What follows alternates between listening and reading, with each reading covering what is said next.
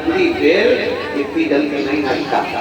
बैठा है तुम गाड़ी का हॉर्न बजाए जाओ बजाए जाओ बजाए जाओ, गाय होगी तो हट जाएगी, पर बैल है नंदी है तो नहीं, तुम हॉर्न बजाओ, गाड़ी का हॉर्न बजाओ, चाहे तुम जाओ उठा कर आओ, तुम पूंछड़ी लगा के उसको उठा भी दोगे ना नंदी को, तो थोड़ी आराम से उठेगा, आराम से धीरे से उठेगा, फिर तुम कर गए तो धीरे धीरे फिर चलेगा, इतनी जल्दी नहीं।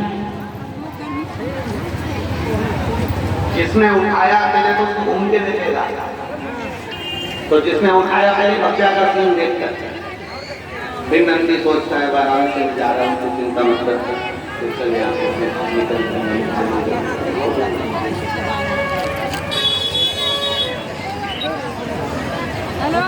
पार्वती जी कर पार्वती जी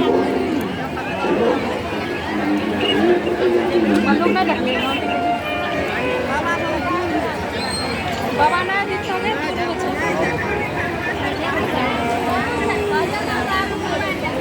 आस्था वालों पुरानी पुरानी कथा निकाल के रखो, शायद माइक अगर ठीक नहीं हुआ तो आधे घंटे और 1 घंटा बता करें, पुरानी कथा लगा दीजिएगा।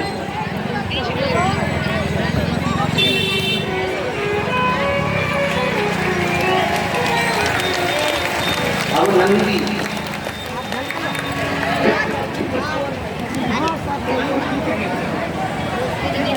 वो नंदी को हटाने का प्रयास किया जाता है, वो नंदी को हटाने का प्रयास किया जाता है, पर वो नंदी हट नहीं। पार्वती जी करे तो नंदी जाने का तैयार।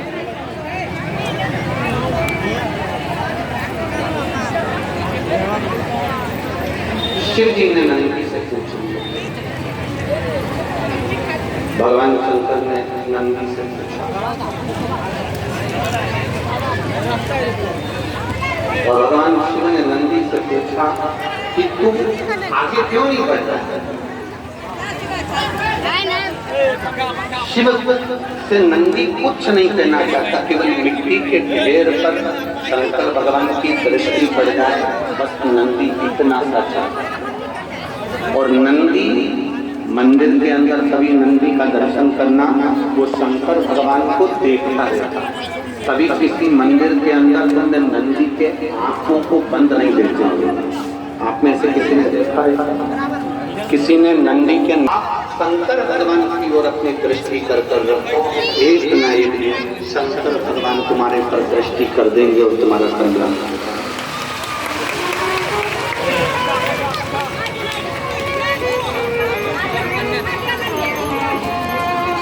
तुम शिव को निहारते हो, तुम शंकर भगवान को देखते हो, तुम ओगरदानी का दर्शन करते हो।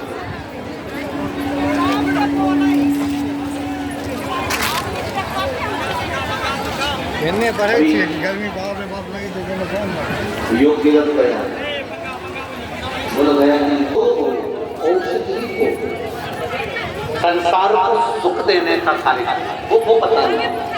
हम तो तुमसे पूछे कि हरिद्वार में बाबा रामदेव जी ने लेकर उन्हीं पतंजलि से लेकर उन्हीं पतंजलि से कुछ अंश को लेकर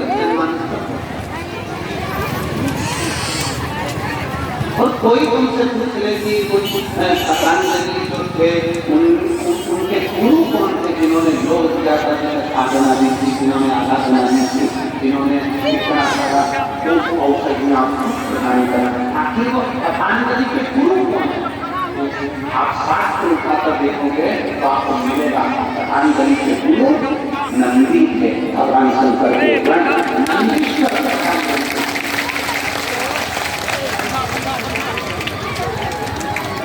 योग की विद्या पतंजलि को भगवान शंकर के बंधन, और केवल पतंजलि अकेले ही नंदी के शिष्य नहीं थे, भगवान नंदी के 8 शिष्य, नंदी के 8 शिष्य पूरे भारत में आगे पहुंचे। नगर पतंजलि को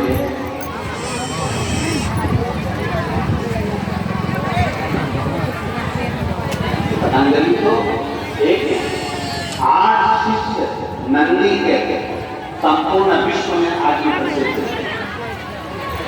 और केवल ये मत सोचना कि नंदी थे, उन्होंने कोई पढ़ाई नहीं करी, उन्होंने कोई विद्यार्थी नहीं करा, उनके चित्रवृत्ति में भगवान की कोई भक्ति नहीं थी। सारे शास्त्रों में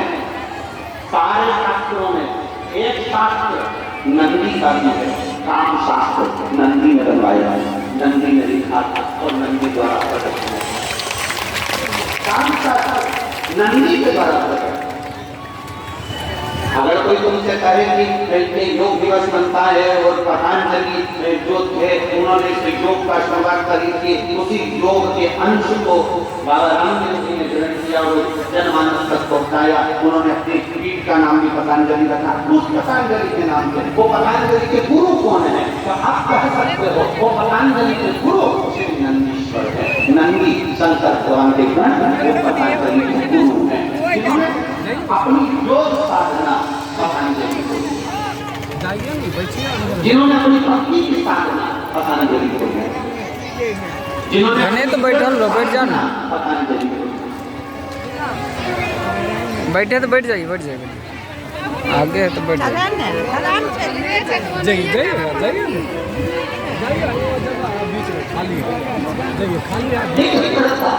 पतंजलि को प्रदान जाइए आप गाय को उठाओगे चली जाएगी, हारन बजाओगे गाय को तो गाय उठकर चली जाएगी। पर बेल नंदी इतनी जल्दी उठता नहीं और इतनी जल्दी चलता नहीं।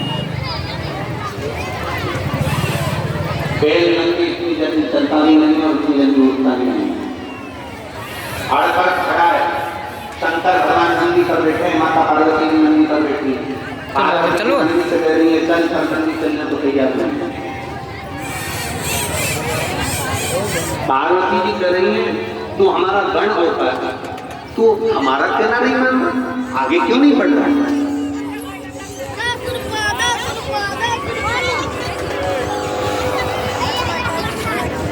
एक बात आप लोगों से कहना चाहेंगे, जब कभी जिंदगी में मौका मिले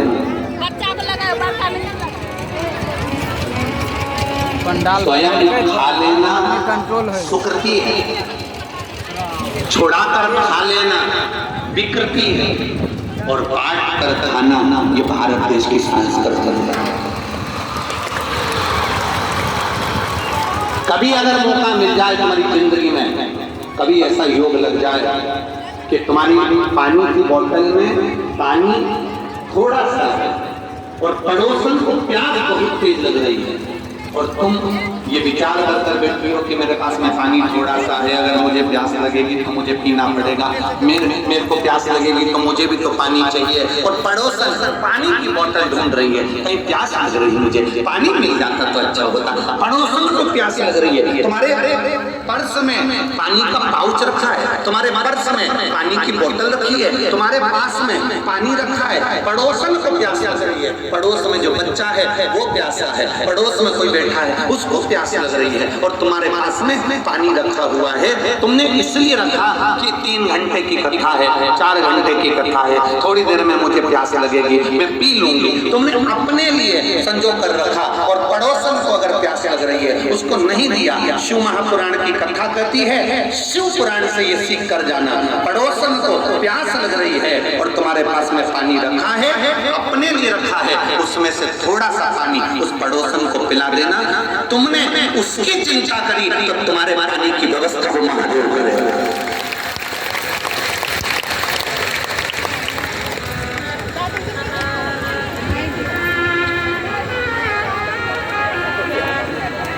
अपने बेटे को डॉक्टर बनाओ,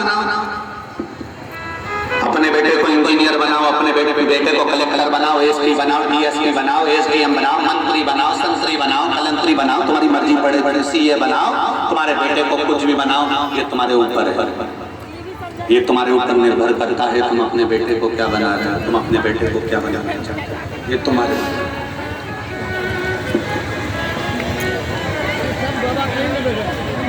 और अपने बेटे को एक बात जरूर सिखा देना कि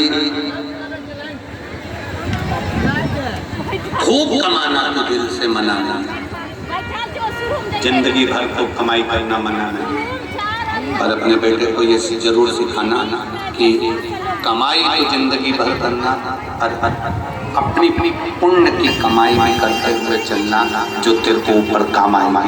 डिग्री यहाँ देखी जाएगी, ऊपर तुम्हारी MBA या CA या डॉक्टर या इंजीनियर की या SDM या DST की डिग्री तुम्हारे ऊपर कोई नहीं देखेगा। तुम्हारा रुतबा यही दिखा सकते हो, ऊपर तो तुम्हारे पुण्य का रुतबा दिखा जाएगा कि तूने पुण्य क्या करा, सत्कर्म क्या करा है, भजन क्या करा है, कीर्तन क्या करा है, मंत्र जाप क्या करा, स्मरण क्या करा। जब अपने नगर में, अपने गांव में जब कथा हुई, दुकान नहीं छोड़ सका, 5 मिनट एक गिलास पानी किसी को पिलाकर नहीं आ सका, तो भगवान भी कह देगा तेरी जिंदगी केवल कमा कमा कर जोड़ कर जोड़ने में निकल गई। केवल कमा कमा कर तूने अपनी अलमारी भरी, तिजोरी भरी। एक आप लोगों के स्मरण में होगा कि लोग लिख लिख के कॉपी भर देते, भरते कि नहीं भरते? अरे बोलो जल्दी। कई बच्चे कहते हैं हमने परीक्षा हॉल में 3 कॉपी भरी,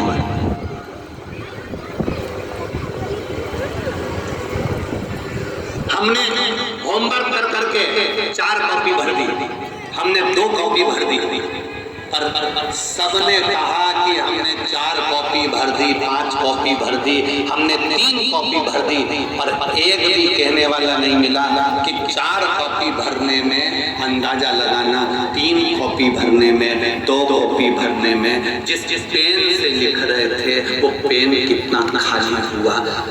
हमारी तिजोरी भरने में हम कितने खाली हुए, कभी अंदाजा लगाना कि खाली कितने हुए। कॉपी भरने में खाली कितने हुए हो, पेन कितना खाली हुआ।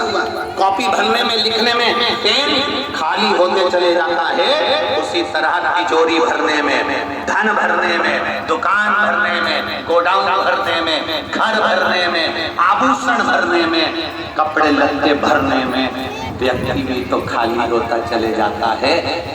25 साल की उम्र से भरने में लगा है, कभी कॉपी भर रहा था, कभी घर भर रहा था, कभी जायदाद भर रहा था, कभी संपदा भर रहा था, कभी गोडाउन भर रहा था, कभी दुकान भर रहा था। भरते भरते भरते भरते भरते भरते इतना खाली हो गया कि आखिरी में उसको ले जाकर हॉस्पिटल में पटकना पड़ा। तो हॉस्पिटल में भी डॉक्टर ने वेंटिलेटर पर डाल दिया और अलग से सांस भर रहा है कि थोड़ी बहुत चल जाए, अलग से भर रहा है। तुम्हारे भरने में ना जाने कितने खाली हो चुके हो।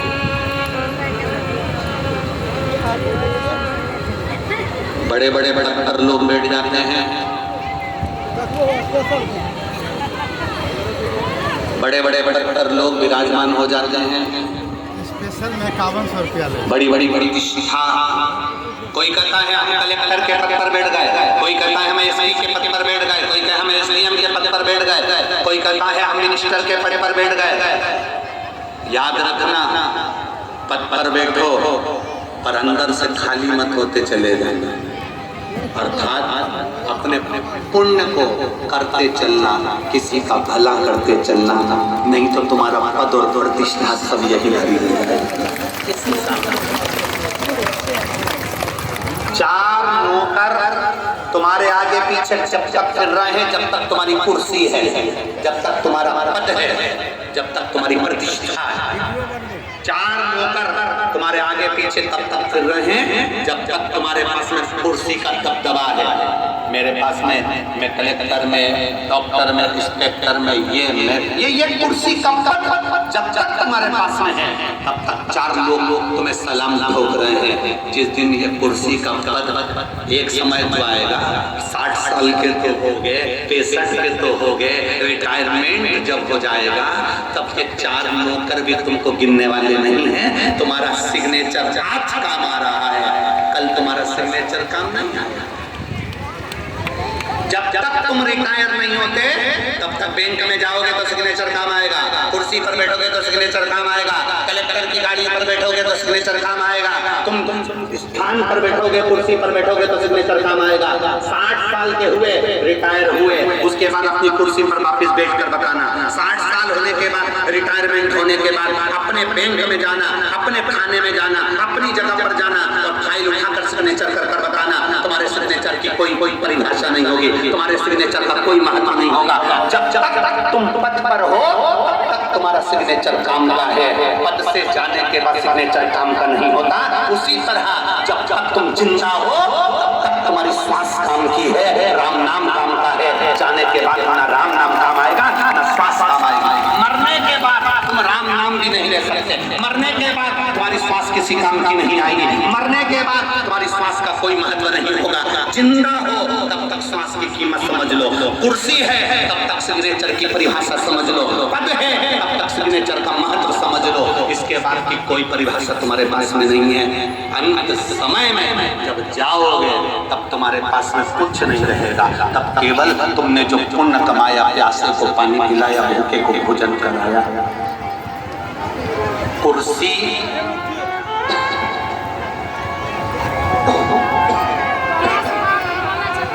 रिटायरमेंट के बाद में, रिटायर होने के बाद में नौकर काम नहीं करेंगे। रिटायर होने के बाद में तुमने अपने सिग्नेचर से किसी का भला कर दिया होगा ना, तो वो 25 बार तुम्हें सलाम मांगेगा। सर पानी भर दूं क्या, सर ये कर दूं क्या, सर आऊं क्या। आप उदास दिख रहे हो सर। रिटायर होने के बाद तुम्हारी खुद की औलाद भी तुमको अच्छे से व्यवहार नहीं करेगी, पर रिटायर होने से पहले तुमने जो सिग्नेचर का सदुपयोग करा, किसी का भला कर दिया, तो वो तुम्हारी औलाद जैसा काम कर जाएगा, तुम्हारे को लेकर डॉक्टर के पास चला जाएगा, तुम्हें संभालेगा, तुम्हें साझेगा, तुम्हें संभालेगा। कोई साथ देगा ना देगा, तुम्हारा जब समय अच्छा चले, तुम्हारा जब समय अनुकूल हो, तुम्हारा समय जब अच्छा चल रहा हो, तब आप भगवत भजन अवश्य करिए। तुम्हारा जब समय अच्छा चले तुम भगवान का नाम अवश्य, तुम्हारा समय जब अच्छा चले तो अच्छा काम करते चलो।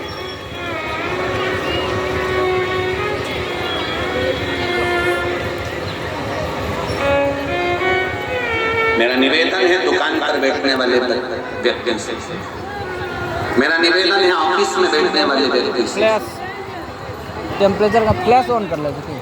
दुकान पर बैठने वालों से निवेदन है तुम्हारी दुकान जब तक चलती रहे, दुकान अच्छी चले, व्यापार अच्छा चले, काम अच्छा चले, तो पत्नी के जेवर बनवा दो।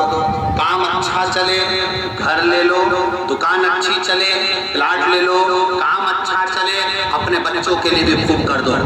दुकान जब अच्छी चलती रहती है तो पत्नी के जेवर भी बना सकते हो, दुकान जब अच्छी चलती रहती है तो प्लाट भी ले सकते हो, दुकान जब अच्छी चलती रहती है तो मकान भी ले सकते हो। उसी तरह शरीर जब तक अच्छा चले तब तक कथा में जाकर कथा सुन लो, शरीर अच्छा चले तब तक भजन कर लो, शरीर अच्छा चले तब तक तीर्थ कर लो, शरीर अच्छा चले तब तक भगवान का नाम ले लो। पहले भी कथा में कहा शरीर चले तब तक तीर्थ कर लो, भजन कर लो, कीर्तन कर लो, और तुम्हारे घर में जब तक चले दोनों हाथों से दान कर लो, उसके बाद मौका नहीं मिल पाता, उसके पास समय नहीं मिल पाता, बड़ा कठिन हो जाता है। फिर ये शरीर भी नहीं चलेगा, तुम्हारे घर में नहीं चलेगी, फिर भगवान का भजन कैसे कर पाओगे, भक्ति कैसे कर पाओगे, स्मरण कैसे कर पाओगे, नाम जाप कैसे कर पाओगे, नाम कीर्तन कैसे कर पाओगे।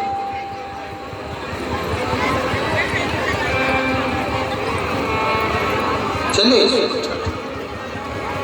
और अंत समय प्रभु आना पड़ेगा, वचन दिया तो निभाना पड़ेगा, आए ना आए प्रभु कुटुंब कबीरा, अंत समय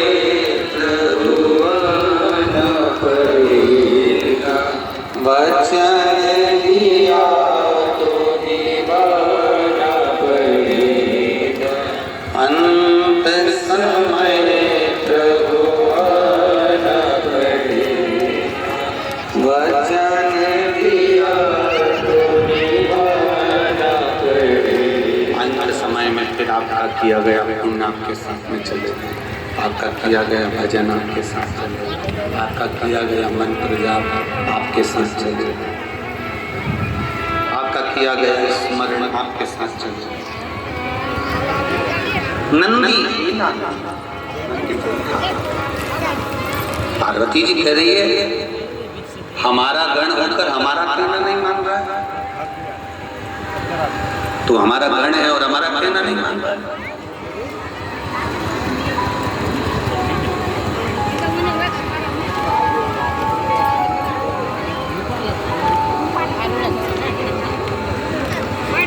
नहीं नहीं नहीं,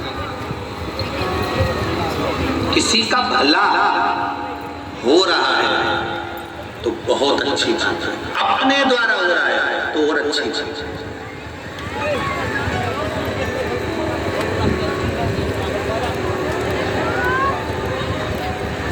शिव महापुराण की कथा सुनकर जितने नवयुवक बेटा बेटी कंपटीशन एग्जाम में बैठे हैं, चाहे तुम रेलवे का एग्जाम दे रहे हो, चाहे तुम टीचर लाइन का एग्जाम दे रहे हो, चाहे तुम सीए के लिए दे रहे हो, चाहे तुम कलेक्टर के लिए दो, चाहे तुम एसपी के लिए, तुम्हारी मर्जी, तुम मिलिट्री का दो, आर्मी का दो, नेवी का दो, जो दे रहे हो। शिव महापुराण को सुनने के बाद जितने नवयुवक बेटा बेटी जो एग्जाम दें, जिस एग्जाम में तुम बैठो, बाबा देवरिदेव महादेव से कहकर बैठना, बाबा अगर आपने मुझे एग्जाम में पास करा है, आपने मुझे अगर अच्छी जगह तक पहुंचाया है, तो ऐसी कृपा मेरे ऊपर बनाकर रखना कि मेरे द्वारा किसी का कभी बुरा ना हो, ये करुणा भी करना।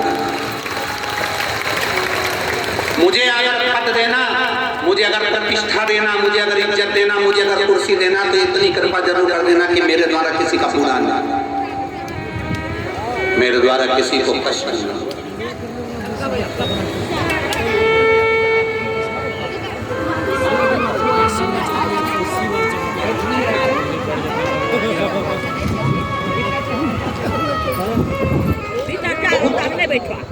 सोच समझ कर शिव से प्रार्थना कर।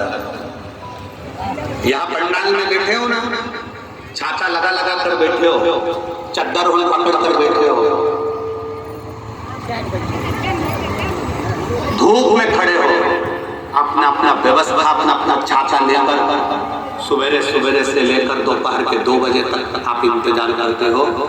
आपको लगता होगा महाराज जी साउंड वाले को चिल्ला देते हैं, या टेंट नहीं लगाते थे तो चिल्ला देते हैं। आप लोगों को देखकर दिल दुखता है कि तुम्हारी साधना कितनी कठिन है, जो 5-5, 6-6 घंटे तक खड़े रहते। महाराज का क्या है, एसी के रूम में से निकल कर आएगा, 3 घंटे कथा बाचे और एसी के रूम में चले जाएगा सीओर वाला महाराज। और दुख तुमको देखकर होता है कि 5-5 घंटे तक बैठे हो, इंतजार कर रहे हो, और उसके बाद भी अगर ये माइक व्यवस्था ठीक ना हो, तुम्हारी बैठने की व्यवस्था ठीक ना हो, तुम्हारे लिए कोई व्यवस्था अगर ना कर पाए, तो हमारा कथा करना भी बेकार है, उस कथा का कोई सार्थक नहीं। और फिर प्रार्थना करना है, आगामी कथाएं जितनी भी लगी हुई हैं, आगे जितनी कथा हो रही है, उनसे निवेदन है अगर आप भक्तों की बैठने की व्यवस्था सही कर सको और सारी व्यवस्थाएं ठीक कर सको तो कथा करवाओ, वरना हमारा कुबेरेश्वर धाम भला और हमारी लोग कथा, हमें नहीं जाना तो बाहर निकल कर कथा करने के लिए। अगर भक्त दुखी है तो ऐसी कथा करने से सीओर वाले महाराज का कोई मतलब नहीं। कोई करोड़ों का धन सीओर वाला महाराज नहीं लेता तुमसे कथा करने का, जो तुम्हारे दबाव में आकर बैठा रहेगा या कथा करने के लिए। इतना अंदाजा लगा कर रखिएगा, भक्तों की व्यवस्था हो तो कथा, नहीं हो तो कुबेरेश्वर धाम भला और भगवान की भक्ति भली और शिव नाम भला। कितना कितना ये माइक इसकी आवाज ना पहुंचे तो हमारा क्या मतलब यहाँ से बैठ रहे हैं, ये धूप में बैठे हैं, जरा जरा से बच्चों को गोदी में ले लेकर छाता लगा लगाता है। मेरा आस्था वालों से निवेदन, इनको दिखाओ, केवल पंडाल में बैठे हुए को नहीं, इनको दिखाओ जो धूप में छाता पकड़ पकड़ कर बैठे 4-4 घंटे से। सुबह 6 बजे से इंतजार करते हैं इस कथा का, 2 बजे की कथा, 500-600 किलोमीटर दूर से आते हैं। उनका छाता पकड़े, बच्चा गोदी में है, छोटे हैं, पकड़े केवल कथा के लिए आए 3 घंटा, क्योंकि उनको मालूम है ये कथा नहीं है, ये मेरे देवघर वाले की मिलन की एक स्थान है, वो मिलेगा।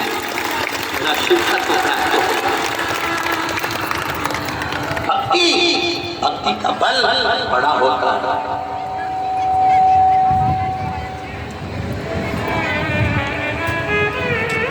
भक्ति का बल बड़ा होता है, भक्ति का विश्वास बड़ा होता है। नंदी नींव से अगर किसी का भला हो, मेरा जवान नवयुवक बेटा बेटी जितने बैठे उनसे निवेदन है, भगवान से प्रार्थना करना, बाबा तुम पे एक लोटा जल चढ़ाती हूँ, कंपटीशन एग्जाम में बैठूंगी, टीचर बन जाऊं, कलेक्टर बन जाऊं, एसपी बन जाऊं, एसडीएम बन जाऊं, अगर मैं कोई रेलवे में भी नौकरी करूं, जिस जगह पर मैं नौकरी करूं, मुझे इतना बल देना कि आज भी मुझे तू करेगा, उत्तर देना कि मैं किसी ना किसी का भला करती जाऊं, कभी किसी का बुरा ना करूं। इस शरीर से पूरा बन सके, अच्छा करके बन सके, श्रेष्ठ कर्म करने का प्रयास करें। जितना बन जाए उस शरीर से अच्छा करना, जितना बन जाए, किसी का बुरा ना करिए,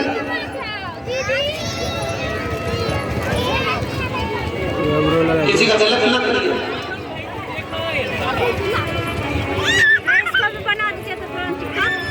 और जितना देखने को मिला इस बिहार की पावन धरा पर खगड़िया में जो कथा चल रही है, इसमें देखने को मिला लोग ऑटो में आ रहे हैं, गाड़ी में आ रहे हैं, तो अपने साथ पानी की बोतल की पेटी या पानी के बोतल के पाउच की बोरियां ले लेकर आ रहे हैं। धन्य है, कोई आ रहा है तो बोरी में बिस्कुट भर कर ला रहा है, कोई आ रहा है तो टॉफी भर कर ला रहा है, कोई आ रहा है तो पेप्सी भर कर ला रहा है, कोई आ रहा है तो कोल्ड ड्रिंक भर कर ला रहा है, कोई आ रहा है तो फ्रूटी भर कर ला रहा है। धन्य है, बिहार वासियों में आपको नमन करता हूँ, आपकी श्रद्धा को नमन करता हूँ, धन्य है आप।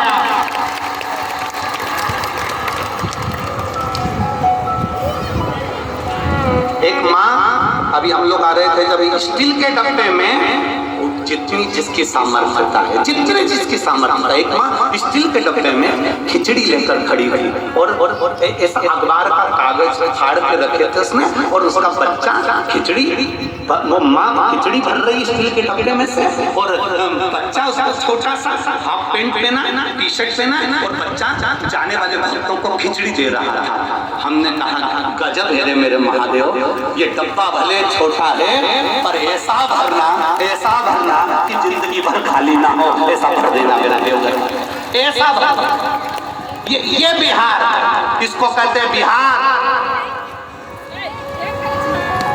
ये बिहार की शुरुआत, ये बिहार का तत्व है कि किसी को प्यासा ना देखा जाए, किसी को भूखा ना देखा जाए, आनंद के साथ अपना विश्वास लुटा रहे हैं। खगड़िया गांव के, एक खगड़िया नगर का ये क्षेत्र धन्य है, और गोस्वामी परिवार को साधुवाद देता हूँ, धन्य हो आप जिन्होंने कथा किया, धन्य था। और आपका विश्वास दृढ़ विश्वास, भरोसा दृढ़ है।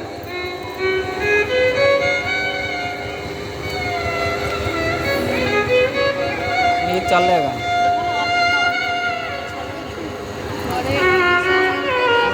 भरोसे के साथ शिव सत्य को नंदी नहीं हटाता। आप सत्कर्म करने का एक अगर फिर निवेदन करूंगा नवयुवक बच्चों से, अगर आपने मन बना लिया ना, संकल्प ले लिया कि मेरे को अगर अच्छी नौकरी मिल गई, मैं अच्छी जगह पर पहुंच गया, तो प्रतिज्ञा करता हूँ किसी का दिल नहीं दुखाऊंगा। हाथ के सिग्नेचर से अगर काम होगा तो अच्छा ही होगा और दुनिया के हित का होगा। तो मेरा महादेव भी तेरा हाथ पकड़कर, जिस हाथ से तू जल चढ़ाता है, तेरा हाथ पकड़कर वो तुझे अच्छे स्थान पर पहुंचा देगा, सिंहासन पर पहुंचा देगा, निश्चित है। अगर संकल्प लेकर आप बैठे हो कि मेरे द्वारा मैं किसी का गलत नहीं करूंगा, तो परमात्मा कभी तेरा गलत नहीं करेगा। अगर आपने अपनी बोतल से किसी को पानी दे दिया है तो तेरे को पीने की चिंता मत करना, तेरे लिए पानी की बोतल भी महादेव लाएगा, और खाली सिंपल पानी नहीं लाएगा, गंगा जल भर कर तेरे को पिलाने के लिए लेकर आएगा। तू विश्वास तो अटल रख, भरोसा तो अटल रख, तेरी दृढ़ता, तेरी श्रद्धा तो अटल रख।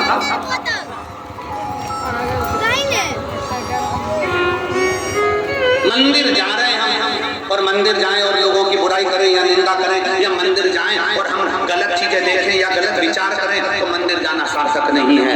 सारी समस्या का हल एक लोटा जल है, सारी समस्या का हल एक लोटा जल है, पर उस जल को छल के बिना चढ़ना चाहिए। हमारे भीतर कोई छल ना हो, हमारे भीतर कोई कपट ना हो, हमारे भीतर कोई प्रपंच ना हो, केवल निर्मल मन से हम शिव जी को एक लोटा जल चढ़ाएं। उस समय पर महादेव बस इतनी प्रार्थना रखना कि तू मेरा हाथ पकड़ना, मैं गिरूं भी तो संभालना तू, और अगर मुझे दुख भी आए तो संभालना तू, और खुशी में तू मुझे बहुत दे दे तो संभालना तू, कहीं मुझे अहंकार ना आ जाए, कहीं मुझे अभिमान ना आ जाए, संभाल तू लेना। तेरे बराबर कोई नहीं संभाल सकता।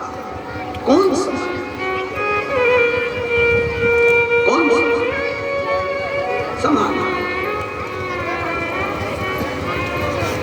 नंदी नहीं हटा, नंदी अड़िग रहा, नंदी दृढ़ी रहा, नंदी हिलने को तैयार नहीं है, नंदी खड़ा है, जा ही नहीं।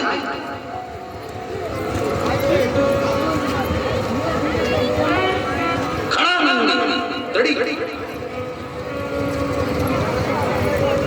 हिलने को तैयार नहीं, जा नहीं।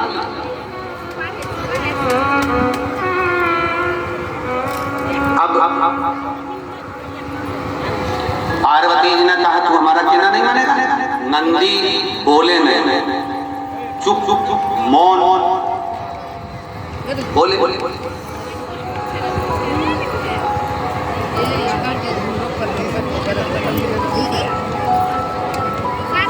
नंदी बोले नहीं। शिव जी ने नंदी से कहा, नंदी माता पार्वती की बात नहीं मान रहे, आगे नहीं चल रहे। नंदी शिव जी से बोले, प्रभु आज प्रदोष का दिन है, प्रदोष काल है, आप भूल गए?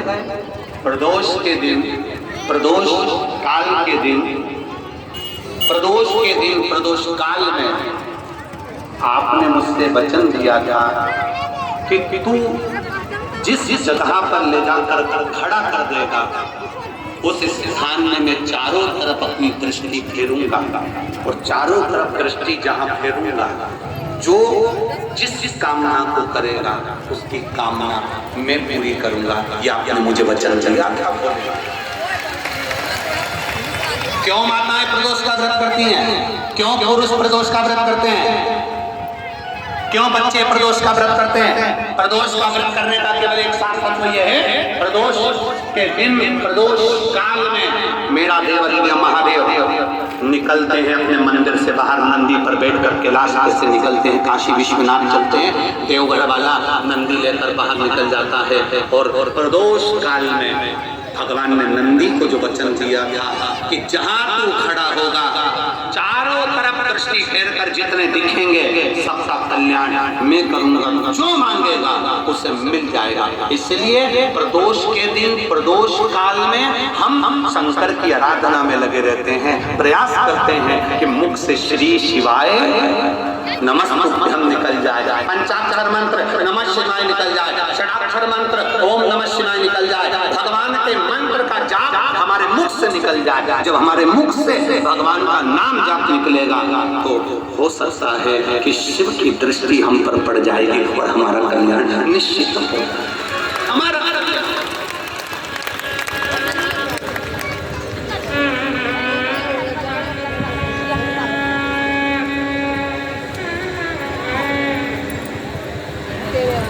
वो कहते ना, दिल से मांगो झोली में खुशियों से भर देता,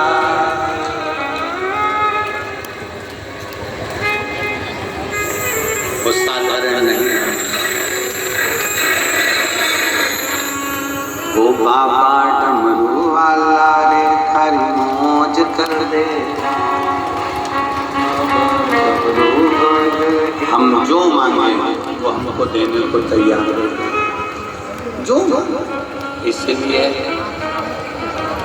भाव से, हृदय से शिव को जब हम पुकारते हैं, शिव दौड़ आता, शिव आता। सुन के भक्तों